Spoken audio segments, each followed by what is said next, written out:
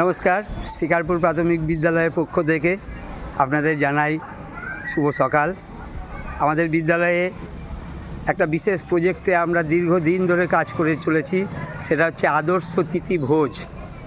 আমরা আমাদের বাচ্চাদের জন্মদিন, কোনো আনন্দ অনুষ্ঠান বাচ্চাদের সঙ্গে একসাথে করতে পারি, সেই উদ্দেশ্য নিয়ে আমাদের এই প্রোগ্রাম খুব জনপ্রিয় হয়ে গেছে আমাদের গ্রামে।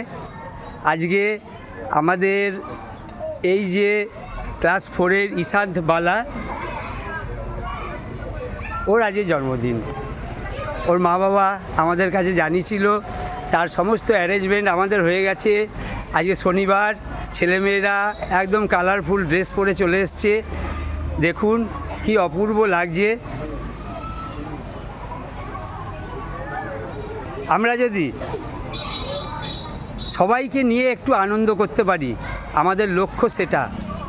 সেই লক্ষ্যে আমাদের স্কুলের সঙ্গে যে বর্তমান ছাত্রছাত্রীরা আছে, শিশু সংসদ 2025, তারা অভিভাবক, অভিভাবিকা এবং গ্রামবাসী, শুধু গ্রামবাসী নয়, বিদ্যালয়ের সঙ্গে যুক্ত বহু মানুষ এই বিদ্যালয়কে সহযোগিতা করে চলেছে।